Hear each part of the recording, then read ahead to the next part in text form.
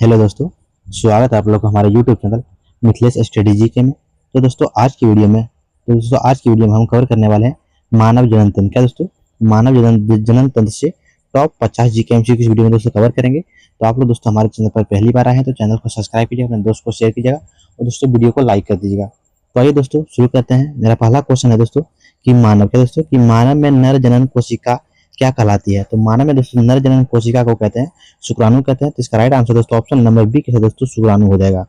अगला क्वेश्चन है कि मानव में मादा जनन कोशिका क्या कहलाती है। तो मानव में दोस्तों मादा जनन कोशिका कहलाती है वो अंडाणु कहलाती है। तो इसका राइट आंसर दोस्तों ऑप्शन नंबर सी के साथ दोस्तों अंडाणु हो जाएगा। अगला प्रश्न है कि शुक्राणु का निर्माण क्या दोस्तों कि शुक्राणु का निर्माण कहाँ होता है। तो शुक्राणु का दोस्तों निर्माण ये वृषण में होता है। तो इसका राइट आंसर दोस्तों ऑप्शन नंबर ए के साथ दोस्तों वृषण हो जाएगा। अगला क्वेश्चन है कि अंडाणु का निर्माण क्या दोस्तों कि अंडाणु का निर्माण किस अंग में होता है। तो अंडाणु का निर्माण दोस्तों ये अंडाशय में होता है। तो इसका राइट आंसर दोस्तों ऑप्शन नंबर बी के साथ दोस्तों अंडाशय हो जाएगा। अगला क्वेश्चन है कि मानव में क्या दोस्तों कि मानव में निषेचन समानता कहाँ होती है। तो मानव में दोस्तों निषेचन की क्रिया जो है फ्लोपियम ट्यूब में होता है। तो इसका राइट आंसर दोस्तों ऑप्शन नंबर सी के साथ दोस्तों फ्लोपियम ट्यूब हो जाएगा। अगला क्वेश्चन है कि निषेचन के बाद क्या दोस्तों कि निषेचन के बाद बनने वाली पहली कोशिका क्या कहलाती है। तो निषेचन के बाद बनने वाली पहली कोशिका दोस्तों युग नजमत कहते हैं। तो इसका राइट आंसर दोस्तों ऑप्शन नंबर बी के साथ दोस्तों युग्मज हो जाएगा। अगला प्रश्न है कि मानव में क्या दोस्तों कि मानव भ्रूण का विकास मुख्यतः कहाँ होता है। तो मानव भ्रूण का विकास जो होता है दोस्तों ये गर्भाशय से होता है। इसका राइट आंसर दोस्तों ऑप्शन नंबर बी के साथ दोस्तों गर्भाशय हो जाएगा। अगला प्रश्न है कि पुरुष जनन क्या दोस्तों कि पुरुष जनन तंत्र की प्राथमिक जनन ग्रंथि कौन सी है। तो पुरुष का दोस्तों प्राथमिक जनन ग्रंथि जो होती है दोस्तों वो क्या होती है दोस्तों ये होती है वृषण। तो इसका राइट आंसर दोस्तों ऑप्शन नंबर बी के साथ दोस्तों वृषण हो जाएगा। अगला क्वेश्चन है कि महिला जनन क्या दोस्तों कि महिला जनन तंत्र की प्राथमिक जनन ग्रंथि कौन सी होती है। ये होती है दोस्तों ये अंडाशय होता है। तो इसका राइट आंसर दोस्तों ऑप्शन नंबर बी के साथ दोस्तों अंडाशय हो जाएगा। अगला क्वेश्चन है कि पुरुष में क्या दोस्तों कि पुरुष में प्रमुख लैंगिक हार्मोन कौन सा है। तो पुरुष में क्या दोस्तों प्रमुख लैंगिक हार्मोन ये टेस्टोस्टेरोन हार्मोन होता है। तो इसका राइट आंसर दोस्तों ऑप्शन नंबर सी के साथ दोस्तों टेस्टोस्टेरोन हार्मोन हो जाएगा। अगला क्वेश्चन है कि महिला में क्या दोस्तों कि महिला में प्रमुख लैंगिक हार्मोन कौन सा है। तो महिला का दोस्तों प्रमुख लैंगिक हार्मोन दोस्तों एस्ट्रोजन होता है। तो इसका राइट आंसर दोस्तों ऑप्शन नंबर बी के साथ दोस्तों राइट आंसर दोस्तों ऑप्शन नंबर ए के साथ दोस्तों एस्ट्रोजन हो जाएगा। अगला प्रश्न है कि कार्पल क्या दोस्तों कि कार्पल ल्यूटियम मुख्यतः कौन सा हार्मोन स्रावित करता है। तो कार्पल ल्यूटियम मुख्य रूप से दोस्तों ये है ये प्रोटेस्टेरोन हार्मोन जो श्रावण करती है। तो इसका राइट आंसर दोस्तों ऑप्शन नंबर ए के साथ दोस्तों बी के साथ दोस्तों प्रोस्टेरोन हार्मोन हो जाएगा दोस्तों। अगला प्रश्न है कि क्या दोस्तों अंडो उत्सर्जन क्या दोस्तों कि अंडो उत्सर्जन में क्या होती है। तो अंडो उत्सर्जन में दोस्तों ये क्या होता है परिपक्व अंडाणु अंडाशय से निकलता है। तो इसका राइट आंसर दोस्तों ऑप्शन नंबर बी के साथ दोस्तों राइट आंसर देगा परिपक्व अंडाणु अंडाशय से निकलता है। अगला प्रश्न है कि मासिक धर्म क्या दोस्तों कि मासिक धर्म चक्र को नियंत्रण करने में कौन से हार्मोन महत्वपूर्ण है। तो मासिक धर्म चक्र को नियंत्रण करने में दोस्तों FSH और LH हार्मोन जो है महत्वपूर्ण होती है। तो इसका राइट आंसर दोस्तों ऑप्शन नंबर ए के साथ राइट आंसर हो जाएगा दोस्तों। अगला प्रश्न है कि FSH क्या दोस्तों कि FSH का पूरा नाम क्या है। तो दोस्तों आप लोग उसको कमेंट बॉक्स में आंसर बताइएगा पहले नंबर का। अगला प्रश्न है दोस्तों कि LH इसका भी आंसर दोस्तों आप लोग कमेंट बॉक्स में बताइएगा दोस्तों। अगला प्रश्न है कि शुक्राणु क्या दोस्तों कि शुक्राणु के परिपक्व होने का प्रमुख स्थान कौन सा है। तो शुक्राणु का दोस्तों परिपक्व होने का प्रमुख स्थान जो होता है दोस्तों वो अधिवृषण होता है। तो इसका राइट आंसर दोस्तों ऑप्शन नंबर ए के साथ दोस्तों अधिवृषण हो जाएगा।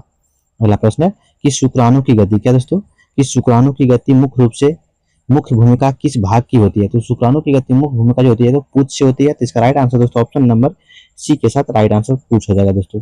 अगला प्रश्न है कि शुक्राणु क्या दोस्तों कि शुक्राणु के सिर में मुख्यतः क्या पाया जाता है। तो शुक्राणु के सिर में दोस्तों मुख्य रूप से केंद्रक पाया जाता है। तो इसका राइट आंसर दोस्तों ऑप्शन नंबर ए के साथ राइट आंसर हो जाएगा। अगला प्रश्न है कि शुक्राणु के मध्य क्या दोस्तों कि शुक्राणु के मध्य भाग में अधिक मात्रा में क्या पाया जाता है।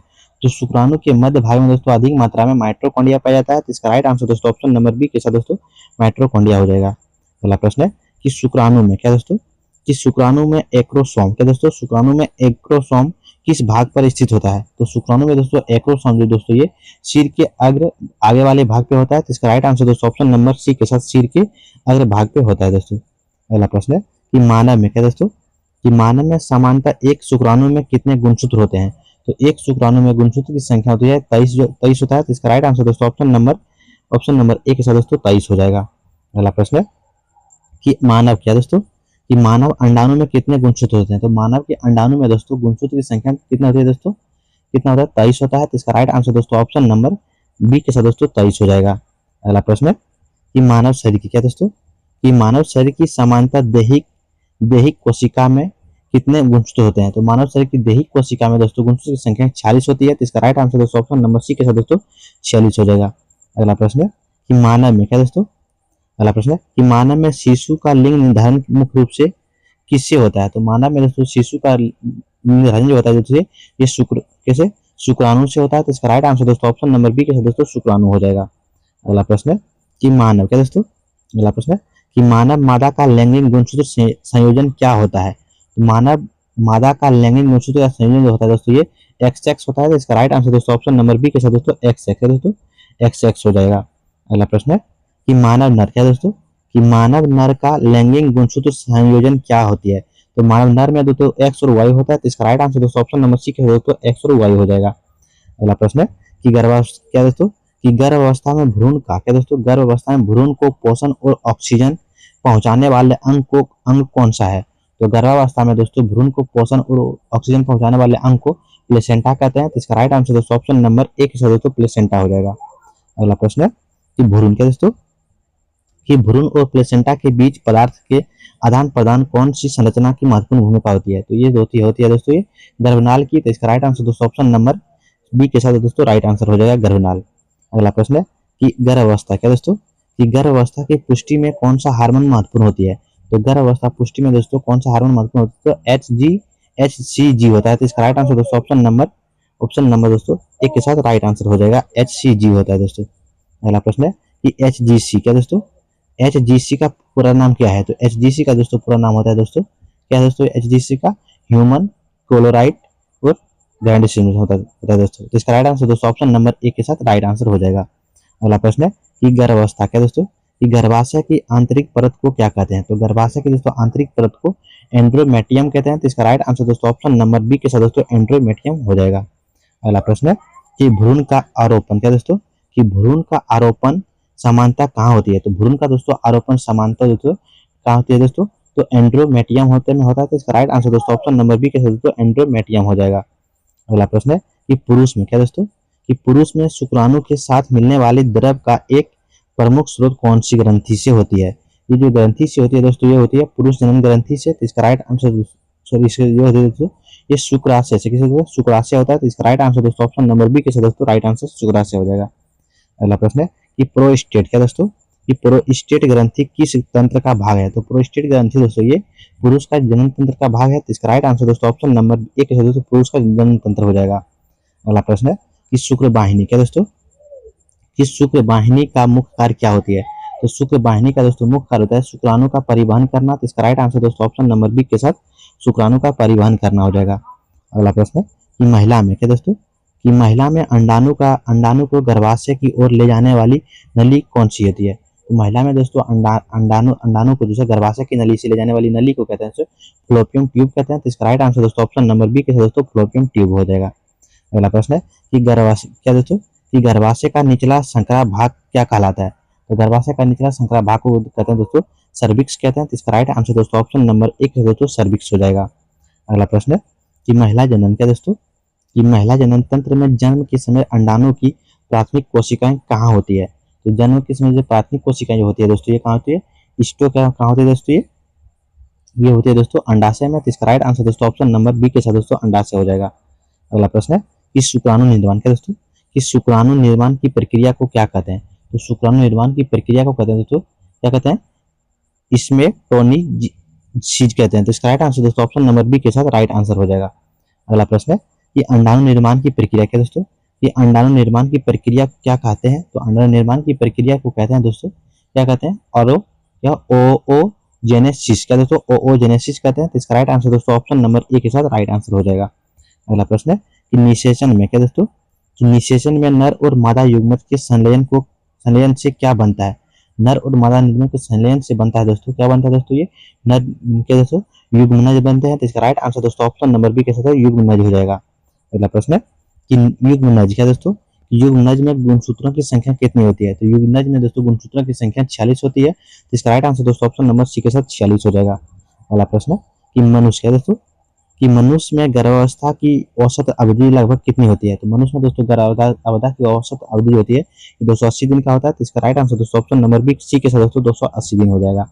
अगला प्रश्न है कि परवश क्या दोस्तों, अगला प्रश्न है कि परवश के समय गर्भाशय के संकुचन में कौन सा हार्मोन प्रमुख भूमिका निभाता है? तो कौन सा हार्मोन दोस्तों प्रमुख निभाता है दोस्तों? तो इसका राइट आंसर दोस्तों ऑप्शन नंबर ए के साथ ऑक्सीटोसिन हार्मोन हो जाएगा। तो इसका राइट आंसर दोस्तों ऑप्शन नंबर ए के साथ ऑक्सीटोसिन हार्मोन हो जाएगा। अगला प्रश्न है कि दूध के निर्माण क्या दोस्तों, कि दूध के निर्माण को बढ़ावा देने का प्रमुख हार्मोन कौन सा है? तो दूध का निर्माण को बढ़ावा देने के लिए प्रमुख हार्मोन जो होता है दोस्तों ये प्यूटरी कौन होता है दोस्तों, ये होती है दोस्तों ये सॉरी ये होता है दोस्तों प्रोलैक्टिन कौन होता है, प्रोलैक्टिन होता है। तो इसका राइट आंसर दोस्तों ऑप्शन नंबर ए के साथ दोस्तों प्रोलैक्टिन हार्मोन हो जाएगा। अगला प्रश्न है कि प्रोलैक्टिन हार्मोन का मुख्य रूप से प्रोलैक्टिन हार्मोन का मुख्यतः किस ग्रंथि से होती है? प्रोलैक्टिन हार्मोन का मुख्य रूप से ये प्यूटरी ग्रंथि होती है। तो इसका राइट आंसर दोस्तों ऑप्शन नंबर बी के साथ दोस्तों प्यूटरी ग्रंथि हो जाएगा।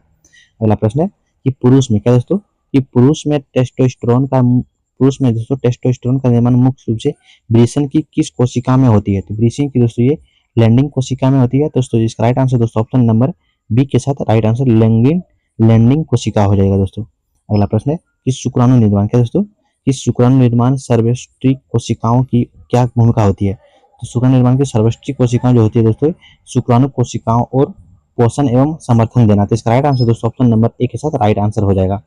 अगला प्रश्न है जनन तंत्र क्या दोस्तों, अगला प्रश्न है कि जनन तंत्र का मुख्य जैविक कार्य क्या होता है? तो जनन तंत्र का मुख्य जैविक कार्य जो होता है दोस्तों प्रजनन में सहायता करना। तो इसका राइट आंसर दोस्तों ऑप्शन नंबर सी के साथ राइट आंसर हो जाएगा, प्रजनन में सहायता करना।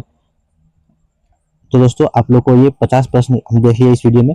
तो 50 में दोस्तों आप लोग अभी 50 प्रश्न में दोस्तों आप कितने सही कर पाए हैं इस वीडियो में आप लोग कमेंट बॉक्स में आंसर बताइएगा। 50 प्रश्न हम लोग टोटल देख लिए। तो दोस्तों अगर आप लोग हमारे चैनल पर वीडियो अगर पसंद आते हैं तो चैनल को सब्सक्राइब कीजिए, अपने दोस्त को शेयर कीजिएगा और दोस्तों वीडियो को लाइक कर दीजिएगा। मिलेंगे तब तक के लिए दोस्तों नेक्स्ट वीडियो में। जय हिंद।